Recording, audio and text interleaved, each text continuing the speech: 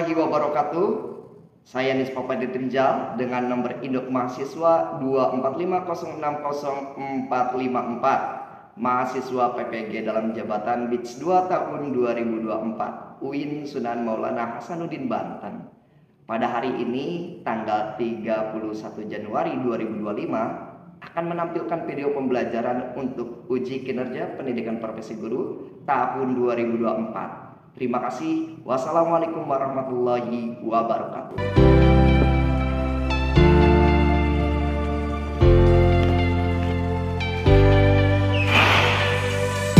Assalamualaikum warahmatullahi wabarakatuh. Waalaikumsalam warahmatullahi wabarakatuh. Apa kabar semuanya? Alhamdulillah luar biasa. Mudah-mudahan kita semua berada dalam lindungan Allah Subhanahu wa taala dan kita semua dihindarkan dari mara bahaya. Amin. Sebelum Bapak mulai pembelajaran, Bapak ingin meng-cross-check terlebih dahulu keadaan kelas. Barangkali di samping kiri, kanan, atau di kolong meja terdapat sampah. Maka dari itu Bapak persilakan kepada kalian, silakan samping kiri atau kanan, barangkali ada sampah, silakan buang. Dipersilakan untuk melihat kiri kanannya, barangkali ada sampah, mangga. Bagaimana anak-anak, sampahnya ada tidak? Ya. Alhamdulillah. Berarti pikir hari ini luar biasa banget karena dia sudah menunaikan amanah dengan hebat. Tepuk tangan untuk PK hari ini. Udah berdoa belum? Sudah belum. Oke, sebelum kita belajar, Rian silahkan dipimpin untuk berdoa. Sebelum mengawali kegiatan pembelajaran hari ini, alangkah baiknya kita berdoa terlebih dahulu. Berdoa mulai.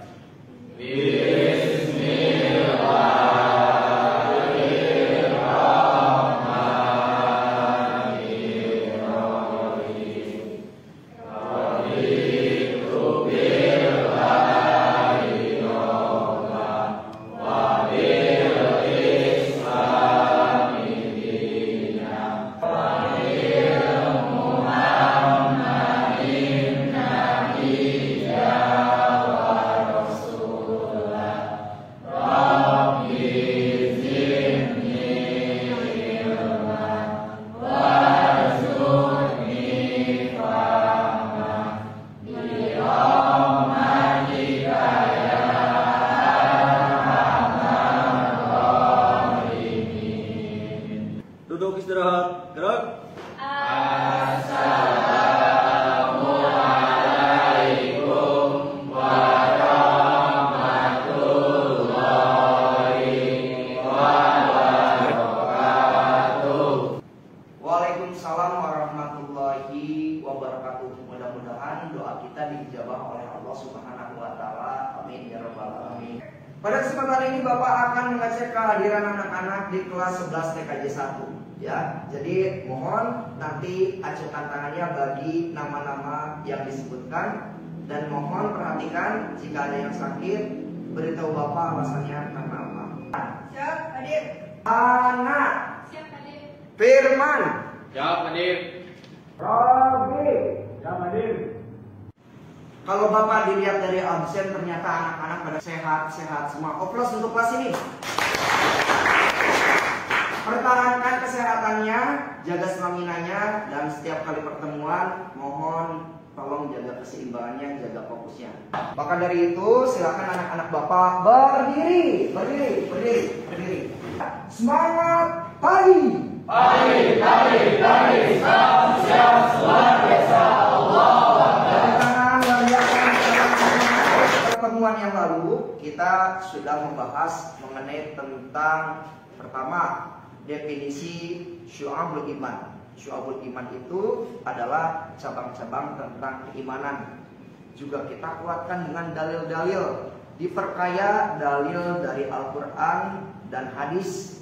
Berikut tentang sudut pandang mufasir mengenai tentang cabang-cabang iman. Kita akan menguji kembali, ini bagian daripada persepsi, mengingat materi yang kemarin, sejauh mana rekaman kalian menangkap terkait tentang definisi, dalil-dalil, termasuk sudut pandang mufasir. Topik kita syu'abul iman, cabang-cabang iman. Pak, Ya, April. Iman artinya percaya. Oke, keren sekali. Pak, Ya, Riko. iman itu kadang naik, kadang turun. Oke, betul juga. Pak, Ya, Iman. menurut Quraisy iman adalah cahaya. Betul. Pak, Ya, Risna. iman itu pondasi takwa, Pak. Betul. Pak, Ya, Indri. orang yang beruntung adalah orang yang mati membawa iman. Oke, tepuk tangan luar biasa. Dari definisi iman, dalil-dalil iman, begitupun sudut pandang Pasir terkait tentang iman, ternyata iman itu dianalogikan sebuah bangunan. Iman itu ibarat fondasi. Jika bangunan itu ingin kokoh, berarti fondasinya harus kuat. Keimanan kita harus kuat, karena keimanan kita itu akan mencerminkan akhlak kita. Maka hanya orang yang berakhlak berantakan berarti yang lemah imannya. Untuk meningkatkan iman, itu kita harus mengingat Allah setiap saat. Masuk ke tahap pertemuan kedua dari Syu'abul Iman, karena ini akan ada 3 pertemuan. Kita akan bacakan tujuan pembelajaran. Jika kemarin pertemuan pertama, peserta didik mampu menjelaskan pengertian Syu'abul Iman, cabang-cabang iman dan dalilnya. 2, peserta didik mampu menjelaskan tujuan Syu'abul Iman, cabang-cabang iman. Nah, di pertemuan kedua ini, peserta didik harus mampu menjelaskan tentang psikologi iman dan problematikanya dalam kehidupan. Yang kedua, praktik keimanan di sekolah, di rumah, karena kita SMK, praktik keimanan seorang muslim yang mantap di dunia pekerjaan. Untuk menguji wawasan kalian, Bapak sudah siapkan LKPD. Nanti tiap-tiap orang akan mendapatkan LKPD ini diisi, bisa dipahami? Bapak akan bagikan LKPD-nya terlebih dahulu. Silakan.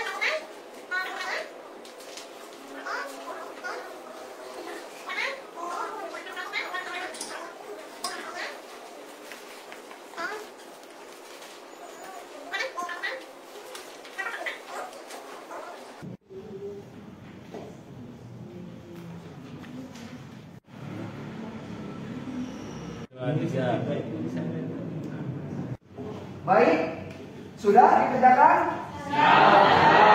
Silakan kalian LKPD-nya dikumpulkan kembali. Bapak minta satu orang dari tiap-tiap kelompok menyerahkan ke depan. Maaf. Oke. Dari LKPD tadi, Bapak nanti akan akumulasikan nilai kalian. Mudah-mudahan tidak ada yang remedial ya, amin ya. Nilai dengan nilai yang terbaik, dan ini menjadi peningkatan bagi kalian mengenai tentang materi Syu'abul Iman di pertemuan kedua. Jadi nanti Bapak akan periksa LKPD-nya. Mudah-mudahan hasil yang terbaik ada di pihak kalian. Amin. Sebelum kita masuk ke dalam pembahasan, kita lihat tayangan video ini yang terkait tentang Syu'abul Iman pada kesempatan pembelajaran kali ini. Buntut dari video yang sempat viral di media sosial yang memperlihatkan penggandaan uang. Ini terjadi di Kabupaten Bekasi, Jawa Barat. Polisi kini melakukan penyidikan dan telah menetapkan pelaku sebagai tersangka.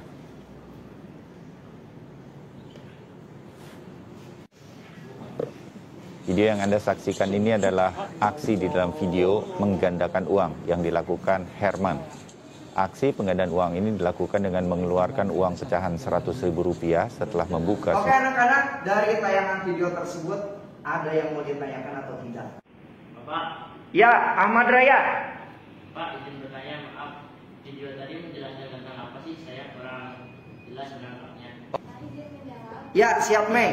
Video tadi menceritakan tentang problematika keimanan di masyarakat. Oke, tepuk tangan. Kira-kira anak Bapak ada yang mau bertanya lagi atau tidak? Pak, izin bertanya. Ya, Katanya banyak orang berpendidikan, tapi kenapa maaf menanyakan dukun, itu termasuk beriman atau tidak? untuk menjawab pertanyaan tadi, ternyata ini berkaitan dengan materi sekarang. Karena nanti kita akan membagi kelompok menjadi 3 kelompok. Itu akan membahas yang pertama mengenai tentang psikologi keimanan, sebuah eksplorasi dalam kehidupan. Dan pembahasan selanjutnya itu akan membahas mengenai tentang problematika keimanan, tentang aku sebagai hamba di hadapan Allah Subhanahu wa Ta'ala. Karena keimanan itu penting, ini materi yang ketiga yang harus kalian gali terkait tentang meningkatkan keimanan melalui charger iman. Bagaimana cara meningkatkan keimanan dalam kehidupan sehari-hari? Maka pertanyaan-pertanyaan tadi ketika setelah kalian menggali itu akan bisa terjawab. Bisa dipahami? Ya, bisa.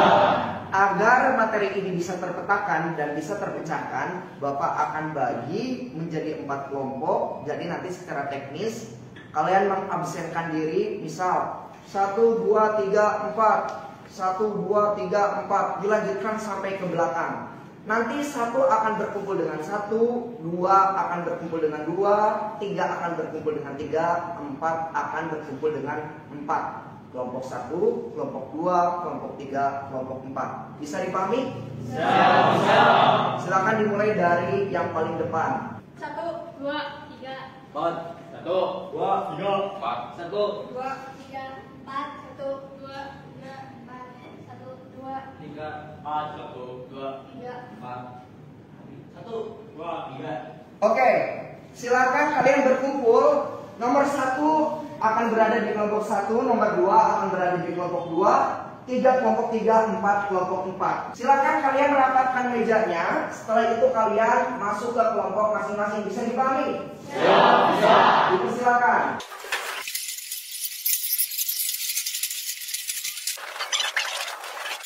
Ini Bapak mempunyai 4 materi yang akan menjadi kajian bahasan pendalaman kalian terkait tentang materi Syu'abul Iman di pertemuan kedua ini. Bapak akan menunjuk kelompok 1, itu akan membahas tentang problematika keimanan, tentang aku sebagai hamba di hadapan Allah yang akan dipimpin oleh Zalfa. Ini artikelnya. Untuk kelompok 2, Bapak akan memberikan mandat sebagai koordinator kepada Liana, akan membahas dengan kelompoknya terkait tentang meningkatkan iman atau charging iman. Ini artikelnya. Untuk kelompok ketiga, Bapak akan memberikan mandat kepada Mirna, ya, yang akan membahas mengenai tentang psikologi keimanan, sebuah eksplorasi dalam kehidupan. Ini artikelnya. Yang terakhir, artikel akan berikan Bapak mandat kepada Krisna, ya, tentang fungsi hikmah mempelajari tentang Syu'abul Iman. Ini artikelnya.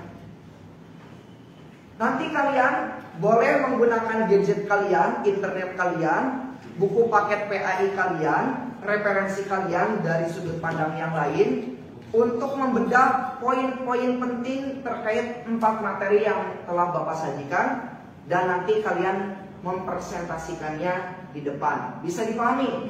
Ya, bisa. Iman dan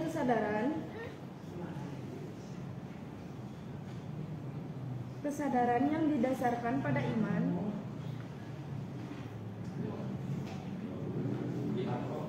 membantu seseorang untuk lebih memahami tujuan dan hidup dan menghadapi dengan keyakinan dan ketenangan. Ya Pak, iman dan pengaruh lingkungan. Iman akan membuat jiwa memperhatikan kemanusiaan, keseimbangan, keindahan, dan keteraturan. Ya, iman dan keberserahan. Iman akan pelan-pelan meninggalkan sifat keangkuhan, bahwa kita sadar kita kecil dan bukan siapa-siapa,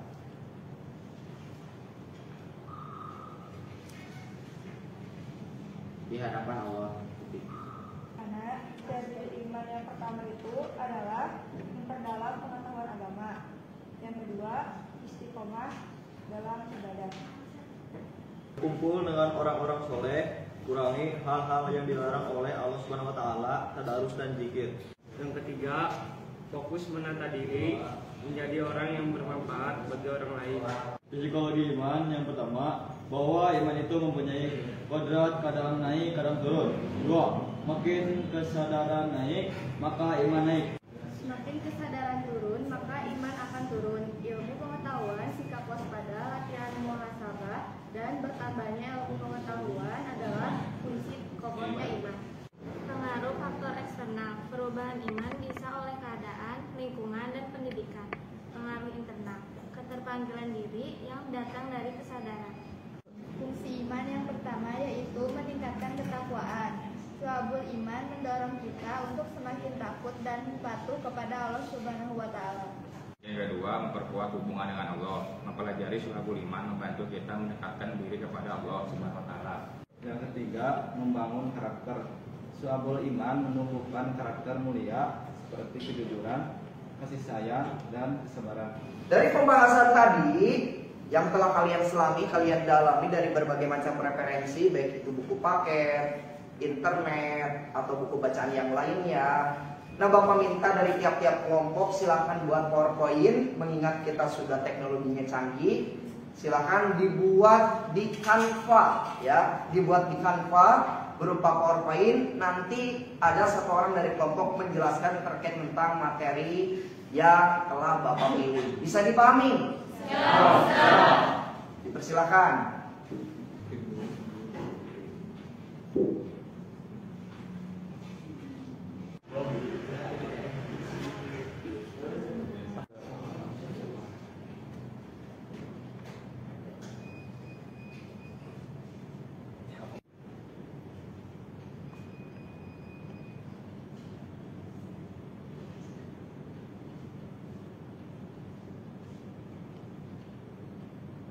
PowerPoint-nya sudah dibuat?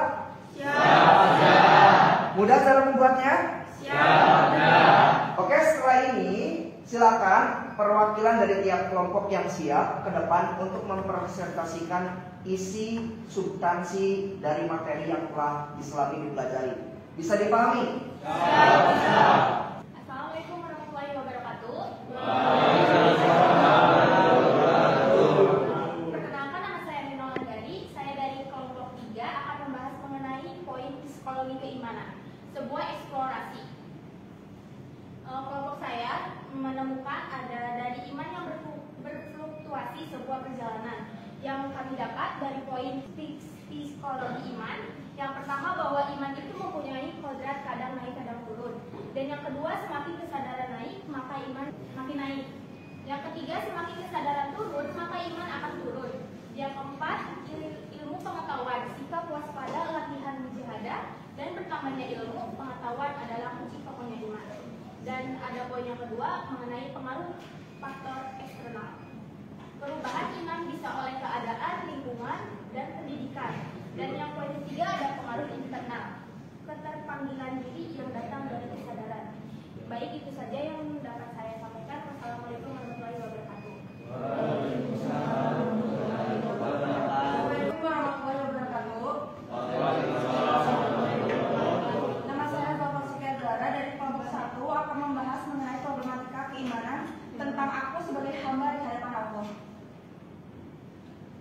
Yang pertama ada iman dan kesadaran. Kesadaran yang didasarkan pada iman membantu seseorang untuk lebih memahami tujuan hidup dan menghadapi tantangan dengan keyakinan dan ketenangan.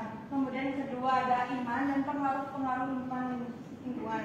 Iman akan membuat jiwa memperhatikan kemanusiaan, keseimbangan, keindahan, dan keteraturan. Kemudian yang terakhir ada iman dan keberserahan. Iman akan pelan-pelan meninggalkan sikap keangkuhan, bahwa kita sadar, kita kecil dan bukan siapa-siapa di hadapan Allah. Sekian dari saya. Wassalamualaikum warahmatullahi wabarakatuh.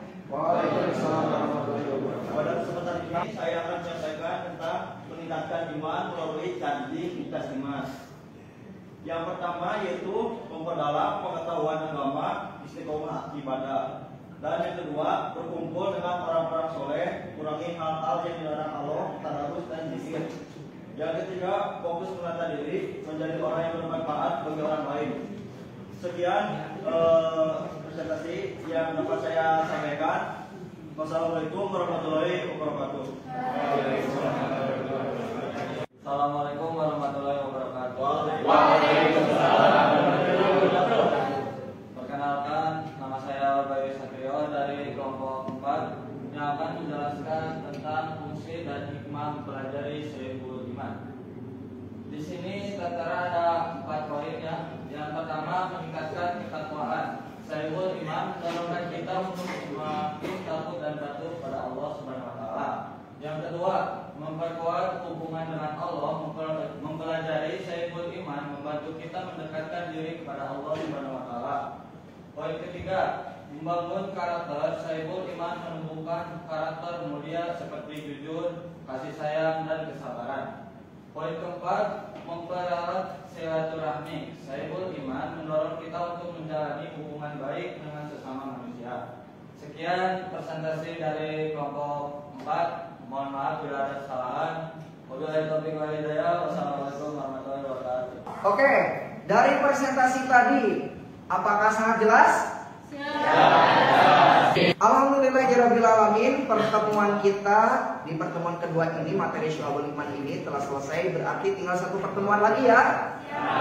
Di pertemuan ketiga nanti kalian harus membuat proyek ya, yang berupa poster tentang 77 cabang Syu'abul Iman. Tapi tidak hari ini, minggu depan kita akan membuat proyek tentang Syu'abul Iman. Mudah-mudahan kegiatan pembelajaran sekarang membuka cakrawala kalian mengenai tentang iman itu sendiri dan bisa merepresentasikannya dalam kegiatan kehidupan sehari-hari.